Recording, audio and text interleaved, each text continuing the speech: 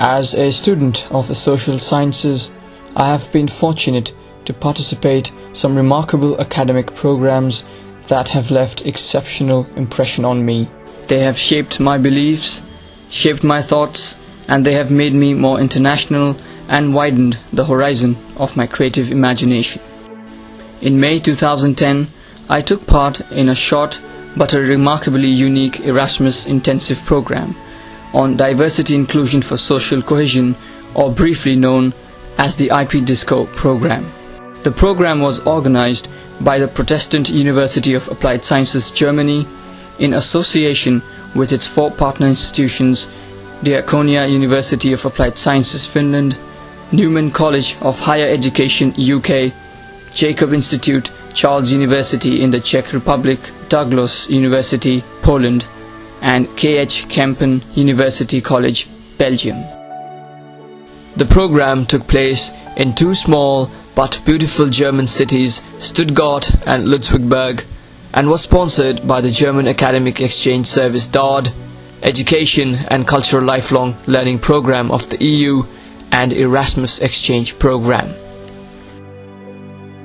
One of the most appealing features of this 10-day-long intensive program was that it brought 35 diverse students from different parts of Europe and put them into a unique social laboratory where issues of race, culture, religion, sexuality, citizenship, and disability were openly discussed and studied with reference to anti-discriminatory principles and practices of present-day Europe. So we invite students who are in the social service professions, and this is a helping profession. How do we bring our awareness of these categories into the work that we do? And the work that we do has direct contact not only with individuals but also with entire communities. Are we part of the problem or are we part of the solution? And if we are part of the problem, then that means that we must also be aware of our professional competencies. Do we have the competencies to deal with the questions of race, the questions of sexual orientation, gender, or ability and disability, all of these things that we discussed over the past days. And I got really quite excited that I'd be able to work with people across borders and be able to see things from other cultural perspectives. We've talked a lot about discrimination, and it's good to be in such a group of people who value people for being human, not for what opinions they have on things. And I think it's important, we use discrimination in a negative way most of the time, but us as a group, we've used discrimination in a positive way. We've celebrated our differences, as well as learning the effects that negative discrimination can have on people. Sometimes when you're in one country for your whole life, you forget that you are so led by your own culture, and it's nice to be able to break out of that every so often and be able to see what other people think and how they've been formed by their cultures. Just learning lots about Europe as a whole, because as a British girl, I wouldn't say to if I met somebody and they said, "Where are you from?" I wouldn't say I'm from Europe. I'd say that I'm from England or Britain. And in England, it's really you don't say that you're from Europe. And it's really strange because people from Germany say they're from Europe, but in England, it's almost as if we don't class ourselves as really being in Europe because we haven't got the euro. And I think it's been nice to know that, I know so much more about the European Union now, so I can go home and say, I'm from Europe and we are part of Europe. Well, the experience has been very diverse in the sense that meeting different people from different countries with different understandings of the phenomena that we looked at, such as race, gender, sexuality. These issues are very controversial and are very culturally rooted in many societies. So that was an interesting part of it, to see the different contributions from different cultural settings, different political settings, different social social approach. More than a dozen experts from different European universities worked as facilitators and academic catalysts during the entire program. Another remarkable facet of the program was that the students and academic experts lived, studied together to experience the limits and challenges of tolerance, inclusion, dialogue, and division. And it is not just bringing students together, and it is not just bringing academics together to teach in this program, but it is also ensuring that when we bring 30 students from 6 collaborating university partners, there has to be an issue, a sense of commitment that we all share over a shared concern. Like in Europe today is the conflictive discussion on what constitutes diversity, and if we have a good respect for the diversities that different populations bring all over the world to Europe, how can we develop a system or even a structure that includes the diversities that people bring? And does diversity divide or does it unite? Because when differences are discussed, differences become also, as we have always talked about, become a process of othering. How can the othered persons feel included in a society which we call the Europe of today?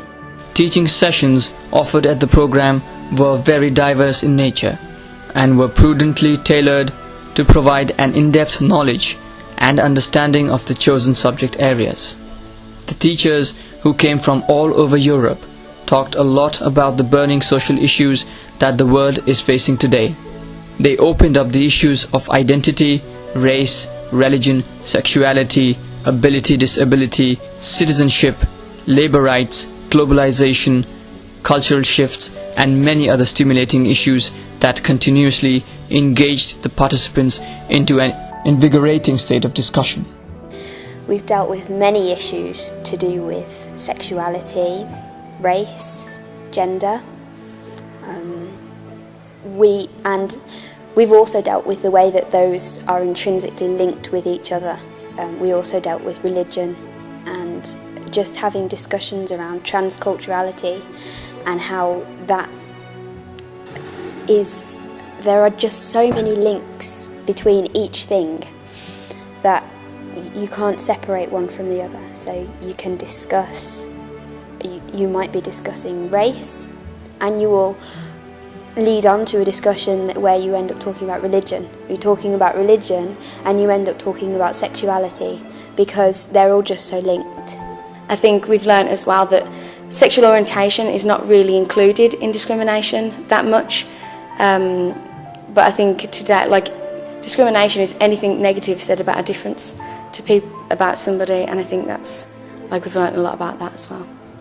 This is a chance for the rest of you now to ask this eminent panel, huge minds, vast intellects. It's your chance for any questions. People being realistic in terms of being able to assess what's going on in the world, whether it's at the position of globalization, whether it's at the position of your own locality. You have to read the politics, you have to engage with the politics. You need to do these things because the politics shapes you, and you also have to make decisions within it. And at times, all of that will involve decisions that draw you further in to the process of engagement, or it might be that you have to kind of make decisions about when is it time to leave this and put my energy somewhere else. I do think that we will have to come in 20, 30, 40 years clashes, because the balance of power, what we had in the old, let's say, Cold War, has disappeared. And new powers are coming up, but nobody knows exactly where those, so the geological, the geographic balance of power has partly disappeared. And so we need to create new powers, and hopefully bodies like the United Nations, but also in EU, etc., can play a crucial role in that context. So, as I said, the question about citizenship and democracy is a question of who is in and who is out, and why. When I think about citizenship and the development of citizenship, I can't see it in any other way than linked very closely to the development of the industrial society and industrial economy. And that, in fact, is part of the challenge, because it grew up in relation to certain economic developments, which are now very different. The capitalistic process exists by a process of what's called creative destruction. That's part of what it's about. So it destroys something in one place and creates something else in another place. And you can't escape from it. It's nothing to do with, if you have a capitalistic system, that is going to happen. You have to confront head on the politics of the situation. You have to say you're out of work because you live in and vote for a capitalist system that creates work in this fashion. And if you're going to understand why you're jobless, you have to understand that process. Now, that doesn't mean that everybody's going to be able to understand that level of political debate, so you have to find ways in which you can have that. It's a challenge for us as professionals. How do we have that level of political discussion with people in a way they can engage and understand? What happens to social bonds in the society which becomes too much transcultural? If people are crisscrossing the borders of religions and cultures and ethnic identities, so social bonds have to be totally different than they've been before. Are we able to do that? Well, my professional life was affected by being a lesbian because I worked at the church, within the church. And you know, perhaps in your countries too, the churches are so powerful and they have special opinions about homosexuals, gays and lesbians. It's so easy to say the celebration of diversity means respect for individuals. The celebration of diversity means the inclusion of individuals. But in practice, it is painful. It is conflictive. It means giving up certain notions that we sometimes have cherished in the past, and we see this challenged. We see this problematized. We see that respecting diversity means giving up our own privileges. How significant the far right, with its link to explicitly racist politics, is one we do need to be very vigilant about at the moment, given the sort of economic circumstances that we're living in. And I think that, you know, I don't want to sound overly dramatic, but I mean, there is always a potential during times of crisis for far-right parties to become influential extremely quickly. We will do it through reflecting on reading process, and finally we will enrich each other with our reading experience. No difference between power and the Catholic Church at that time. So the medieval society was a theocratical society, as they call it.